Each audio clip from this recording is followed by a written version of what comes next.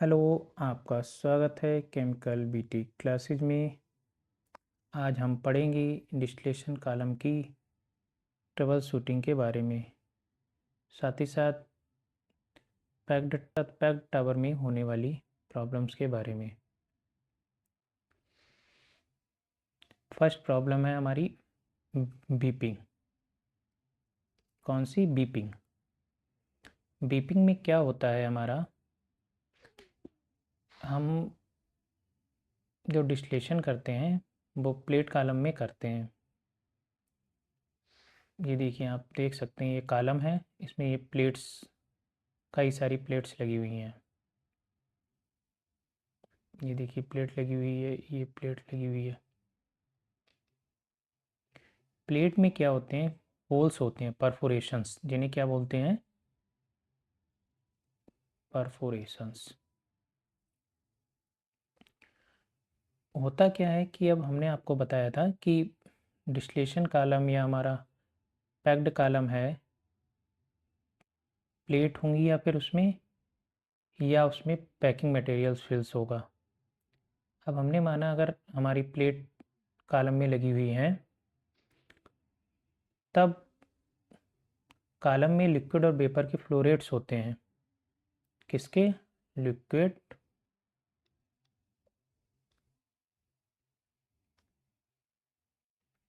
और वेपर के। लिक्विड और वेपर के फ्लो रेट्स होते हैं अपने अपने।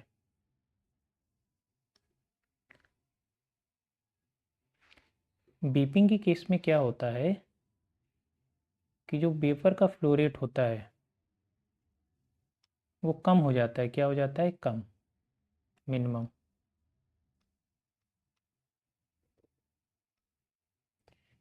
अब हमारा वेपर का जब फ्लो रेट्स कम हो गया है, अब हमने माना कि वेपर्स हमारी प्लेट कॉलम में नीचे से आ रही हैं, लिक्विड हमने माना ऊपर से इन कर रहे हैं हम। इसमें हमने सपोज कर लिया, मान लिया है यहाँ से लिक्विड जा रहा है हमारा,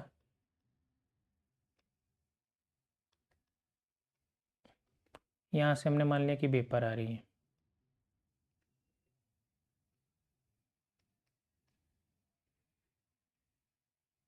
सपोज मान लिया है हमने, अगर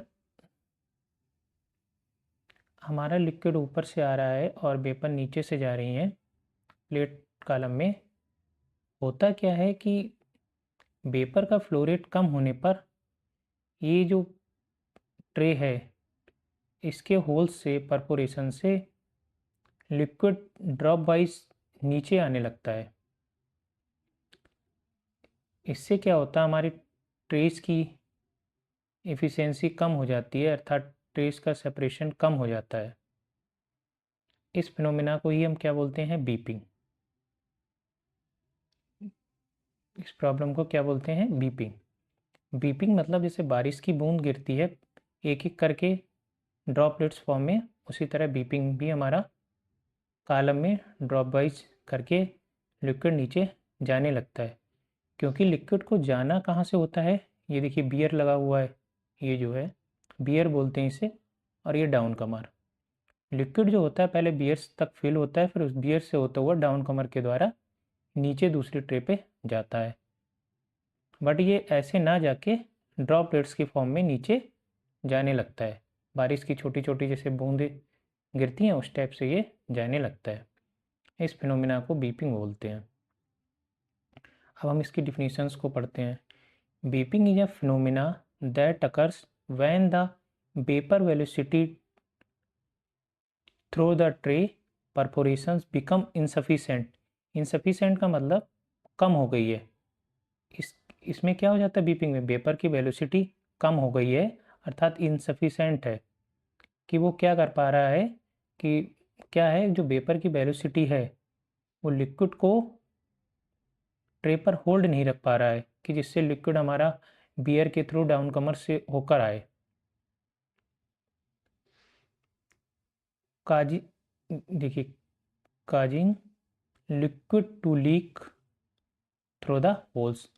इस कारण क्या होता है, हमारा लिक्विड ट्रेस की होल से आने लगता है, यहाँ से जैसे गिरने लगेगा। This phenomena is beeping. अर्थात अब आप लोग समझ गए होंगे बीपिंग क्या है।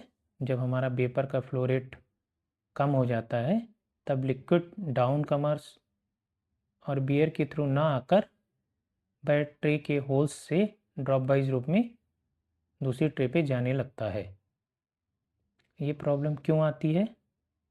जब हमारी वेपर वेलोसिटी जो हो वो लो हो जाए। इनसफिशेंट वेपर वेलोसिटी मतलब लो गैस फ्लो रेट। गैस का जो फ्लो रेट हो वो क्या हो जाए, कम हो जाए। दूसरा क्या प्रॉब्लम हो सकती है? Excessive liquid flow rates. अगर लिक्विड का फ्लो रेट्स ज़्यादा मात्रा में हो। लार्ज होल इन ट्रे, या फिर जैसे ट्रे होते हैं, ट्रे में होल्स होते हैं, परफोरेशंस होते हैं, वो एरिया वाइज ज़्यादा बड़े हों, तब भी हमारा लिक्विड ड्रॉपलेट्स की फॉर्म में नीचे दूसरी ट्रे पे जाने लगेगा। इस प्रॉब्लम्स को हम दूर कैसे कर सकते हैं? जो हमारा रिवाइलर होता है वो करता है, एक प्रेशर फ्लेयर के रूप में वर्क करता है। वो क्या करता है, कॉलम में प्रेशर देता है, कॉलम को प्रेशर प्रोवाइड करता है। तो क्या करें हम उसमें बॉयलर का, रीबॉयलर का रेट बढ़ा दें वेपर फॉर्मेशन का, अर्थात बॉयल अप रेट इंक्रीज कर दें। या फिर जो ट्रेज हैं, ये जो ट्रेज हैं वो सीप ट्रेज लगी हुई हैं, अगर हम सीप ट्रेज की जगह पर बाल्ब ट्रे या बबल कैप ट्रे यूज करेंगे तो ये प्रॉब्लम्स हमारी नहीं होगी। ये प्रॉब्लम जो बीपिंग की होती है ये सीप ट्रे में मोस्टली देखने को मिलती है। इसको पहचानेंगे कैसे? बीपिंग की प्रॉब्लम होने पर हमारे कॉलम का प्रेशर ड्रॉप हो जाता है। Weeping is indicating by a sharp pressure drop in the column. इसमें क्या होता है, प्रॉब्लम कैसे पहचानेंगे आप? प्लांट में प्रेशर ड्रॉप आपके कॉलम का होने लगेगा। साथ ही साथ क्या होता है, ये जो डिस्टिलेशन कॉलम या पैक्ड कॉलम होता है प्लेट वाइज, इसमें आपको व्यू ग्लास दिए होते हैं। व्यू ग्लास से आपको अंदर देखने को मिल सकता है कि हमारा कैसा फिनोमिना चलता है।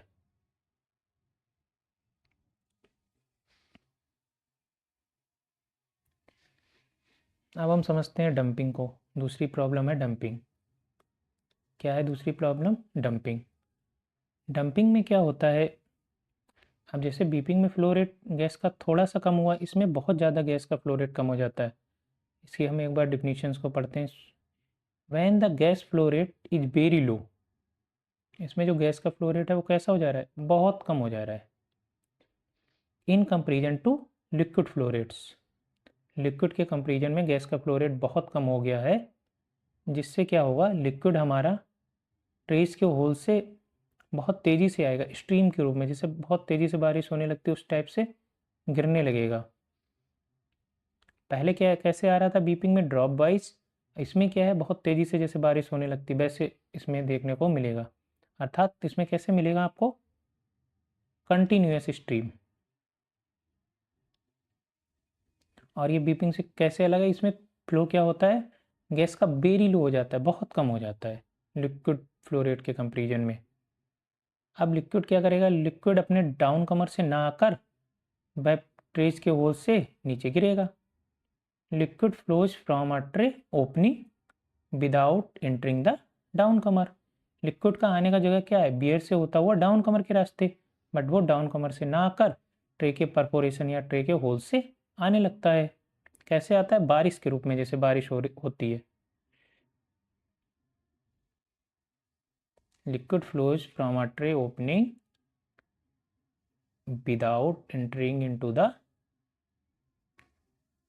डाउन कमर। ये देखिए डाउन कमर होता है, यहाँ से देखिए लिक्विड को आना चाहिए दूसरी, लेकिन यहाँ से आता ही नहीं है।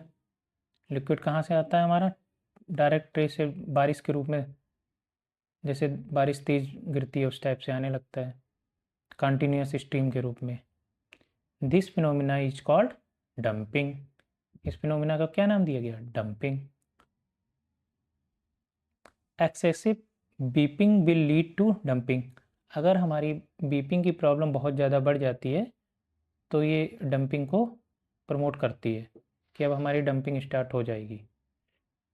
इसको भी कैसे हम रिमूव कर सकते हैं? रिवाइलर के थ्रू हम वेपर का फ्लो रेट बढ़ा दें अपना। वेपर अगर रिवाइलर में ज़्यादा बनने लगेंगी तो वो प्रेशर हमें मिलने लगेगा, वेपर का फ्लो रेट बढ़ेगा, अर्थात प्रेशर। रिवाइलर क्या काम करता है? प्रेशर फ्लोर के रूप में। अब प्रेशर जैसे बढ़ेगा तो वेपर ज़्यादा मात्रा में बनेंगी, इंक्रीज होगा, वेपर फ्लो रेट इंक्रीज होगा तो हम लिक्विड अपना होल्ड होने लगेगा और डाउन कमर के रास्ते से नीचे आ जाएगा जो प्रॉपर होना चाहिए। देखिए इसमें दोनों प्रॉब्लम्स में क्या हो जाता है कि हमारा ट्रे का जो सेपरेशन है वो अच्छे से नहीं होगा, ट्रे पे गैस लिक्विड का कांटेक्ट अच्छे से नहीं होगा तो ट्रे की इफ़िशियंसी कम हो जाएगी, सेपरेशन अच्छे से नहीं होगा तो इफ़िशियंसी कम हो जाएगी, इफ़िशियंसी कम होने से कॉलम की इफ़िशियंसी कम हो जाएगी, यानी कॉलम अच्छे से वर्क नहीं कर पाएगा।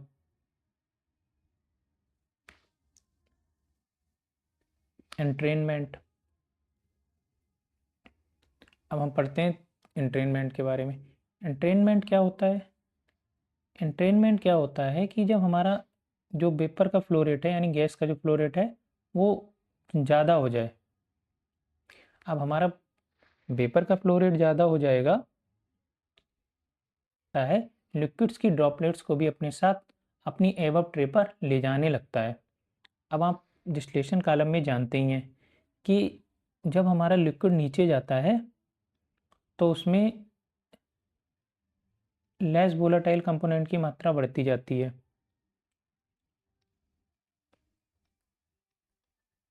लिक्विड जब नीचे जा रहा है उसमें किसकी मात्रा बढ़ती जाती है? लेस वोलेटाइल की।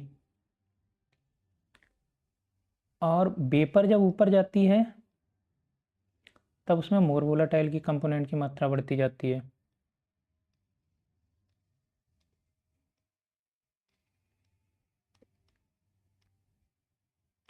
अब आप समझिए अगर ट्रे से वेपर अपने साथ लिक्विड को लेस वोलेटाइल वाले कंपोनेंट्स को अपने साथ ले जाने लगेगा तो हमारा सेपरेशन कैसा हो जाएगा? बेकार हो जाएगा ना, मतलब सेपरेशन में अच्छा नहीं मिलेगा। फिर सेपरेशन अच्छा नहीं मिलेगा तो ट्रे की इफिशियंसी कम, ट्रे की इफिशियंसी कम मतलब कॉलम का वर्क कम हो गया, कॉलम की इफिशियंसी अच्छी नहीं रही, कॉलम हमारा प्रॉपर वर्क नहीं कर पा रहा। अब हम पढ़ते हैं इसकी डिफिनीशंस के बारे में। When liquid carried by vapour up the tray above is known as entrainment. Entrainment का मतलब यही हुआ, वेपर के ज़्यादा फ्लो रेट के कारण वेपर क्या करेगा, अपने साथ लिक्विड की ड्रॉपलेट्स को अपने से एबव ट्रे पर ले जाने लगेगा। उससे लॉस क्या होता है कि हमारी नीचे से मोर वोलाटाइल कंपोनेंट आ रहा है, वह अपने साथ जब अगर लेस वोलाटाइल कंपोनेंट को भी अपने से एबव ट्रे पर ले जाने लगेगा तो हमारी जो प्योर कंपोनेंट हमें मोर वोलाटाइल मिलना चाहिए उसमें इम्प्योरिटी मिल रही है, मतलब लेस वोलाटाइल मिलना मतलब इम्प्योरिटी मिलना, तो उसकी कंसनट्रेशन कम होती चली जाएगी। इसलिए ये डिस्टिलेशन कॉलम की एक प्रॉब्लम है। It is caused by high vapour flow rate. ये किसके कारण हो सकती है? जब डिस्टिलेशन कॉलम में हमारा हाई वेपर फ्लो रेट हो, अर्थात इसलिए डिस्टिलेशन कॉलम में हम ऑप्टिमम फ्लो रेट रखते हैं, उसका कैलकुलेशन डिजाइन के अकॉर्डिंग किया जाता है। फ्लडिंग, फ्लडिंग क्या होता है? फ्लडिंग जब होता है हमारा डिस्टिलेशन कॉलम या पैक्ड कॉलम में कि जब वेपर का फ्लो रेट बहुत ज़्यादा हाई हो जाता है लिक्विड फ्लो रेट्स के कंपेरिजन में। इस केस में क्या होता है कि जो लिक्विड डाउन कमर से जाना चाहिए तो लिक्विड डाउन कमर से ना जाकर लिक्विड पूरी ट्रेस पर फिलअप होने लगता है, ट्रे पर फिल हो जाएगा, डाउन कमर के रास्ते बन जाएगा नहीं, पूरे कॉलम में धीरे धीरे ऐसे लिक्विड हमारा धीरे पूरा फिल होने लगेगा। फिल होने से क्या होता है, फिर हमारा जो अगर पैक्ड टावर है तो हमारा जो लिक्विड सोल्यूशन है वो स्टीम या गैस के साथ बाहर आने लगता है टावर के, या पाइपलाइन से कनेक्टेड है तो पाइपलाइन से कनेक्टेड तो दूसरे पाइप में जाने लगेगा। तो एग्जांपल हम बता रहे हैं, हम आपको एक एग्जांपल बता रहे हैं, जैसे हमने एक वेस्ट वाटर है जिसमें कई प्रकार के गैसेज हैं और कई प्रकार के सस्पेंडेड सॉलिड्स कंटामिनेट्स ऐड हैं। अब हम उनका प्योरीफिकेशन कर रहे हैं। हमने उसमें नीचे से स्टिपिंग कॉल रिंग्स हमने फिल कर दी हैं, नीचे से स्टीम दी, ऊपर से पानी आया। पानी से हमने अमोनिया CO2 गैसेस को रिमूव किया। स्टीम अपने साथ ले गई, स्ट्रिपिंग करके गैसेस को रिमूव कर दिया। नीचे पानी आके सम्प में कलेक्ट हो गया। बट होता क्या है, धीरे धीरे जो पैकिंग मटेरियल होते हैं वो होने लगते हैं चोक्ड। जब पैकिंग मटेरियल चोक्ड होने लगेंगे तब हमारा लिक्विड कहाँ से आ रहा है? टॉप से। स्टीम कहाँ से जा रही है? नीचे से। अब स्टीम क्या करेगी? स्टीम का फ्लो रेट तो अपना तेज होता ही है नॉर्मल। अब पैकिंग जब चोक हो जाती है तो लिक्विड, वो स्टीम क्या करती है अपने साथ लिक्विड को, अगर फ्लो रेट हम स्टीम का बढ़ा देते हैं तो वो लिक्विड को भी अपने साथ ले जाने लगती है और बाहर दूसरी पाइपलाइन होगी, कनेक्टेड होगी तो दूसरी पाइपलाइन में ले जाएगा। अगर बेंट है तो बेंट के थ्रू नीचे एटमॉस्फेयर या जो भी बेंट होगा उसमें ड्रॉ आउट करेगा। तो इस प्रकार फ्लडिंग होती है। फ्लडिंग मतलब जो गैस का फ्लो रेट इतना ज़्यादा हो जाता है कि वो लिक्विड को बाहर फेंकने लगता है। अब ये कब होती है? जब हमारा इंट्रेनमेंट की प्रॉब्लम बहुत ज़्यादा हो जाए, धीरे धीरे बढ़ जाए, एक्सेसिव प्रॉब्लम हो जाए। अब फ्लडिंग की हम डिफिनीशंस पढ़ते हैं। When the vapour flow rate is very high, vapour का फ्लो रेट कैसा हो जाए?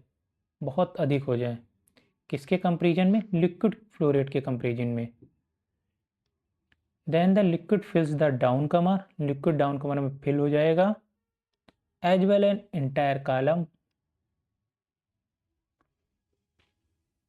एंटायर कॉलम में फिल हो जाएगा और पूरे ट्रे स्पेस घिर जाएंगे, ट्रे स्पेस में भी फिल हो जाएगा।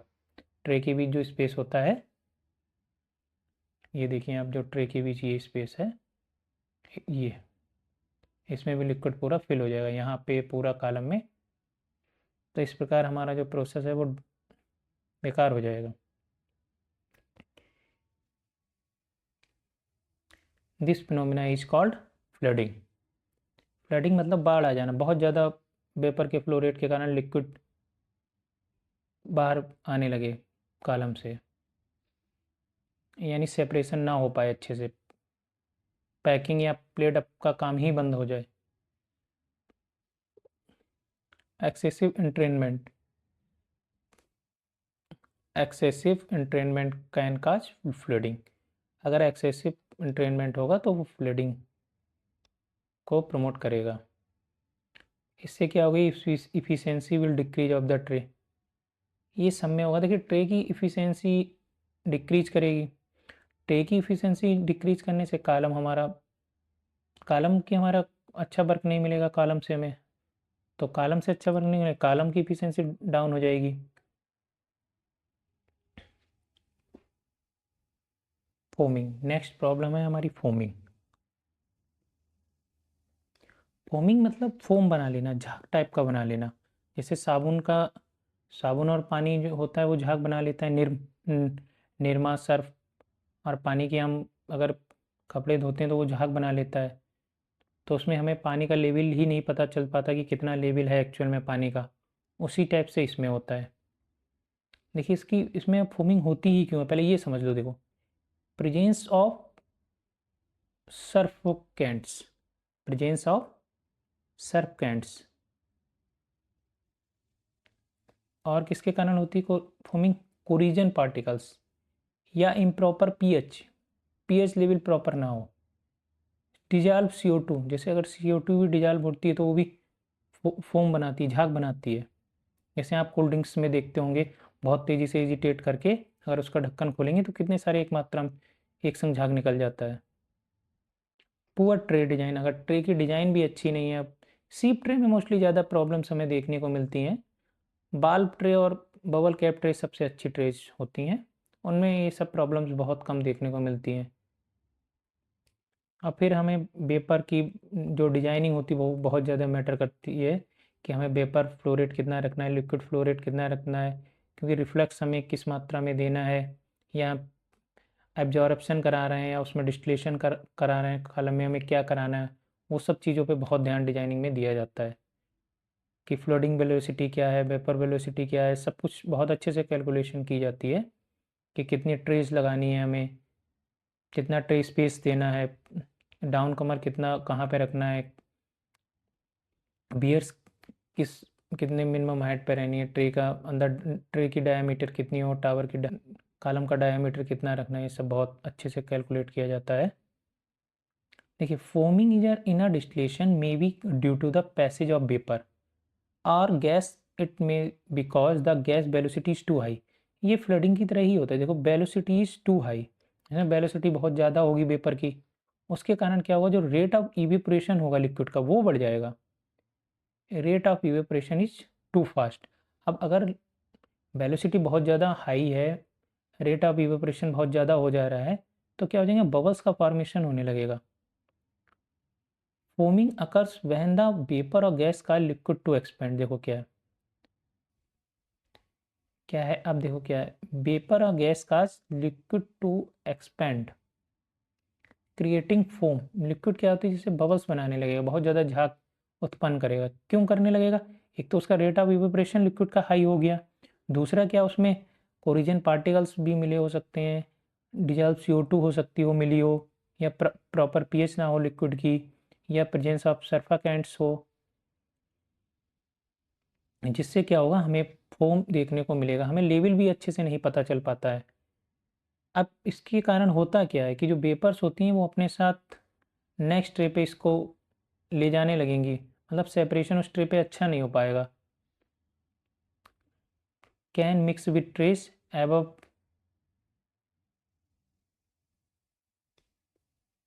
And reduce the separation. Foaming में बस ये है कि वेपर की वेलोसिटी हाई हुई, लिक्विड का इवेपोरेशन बहुत तेज़ी से हुआ, लिक्विड में हमारे माने कोरिजन पार्टिकल्स या डिजॉल्व CO2 है, या प्रॉपर पीएच नहीं है, या उसमें प्रेजेंस ऑफ सर्फाकेंट्स मटेरियल्स है जो झाग का फॉर्मेशन करते हैं, या ऑयल है जिनसे झाग बन जाता है, झाग फोम बन जाता है, तो फिर हमें लेवल भी अच्छे से पता नहीं चलेगा। और ये क्या होगा, जब वेपर की वेलोसिटी हाई है तो ये एबव ट्रे पे भी जाएंगे, तो ये जिस ट्रे पे रहेंगे उस एवरी ट्रे पर सेपरेशन हमारा बेकार हो जाएगा, सेपरेशन अच्छे से नहीं हो पाएगा, ट्रे की इफिशियंसी बेकार कर देंगे।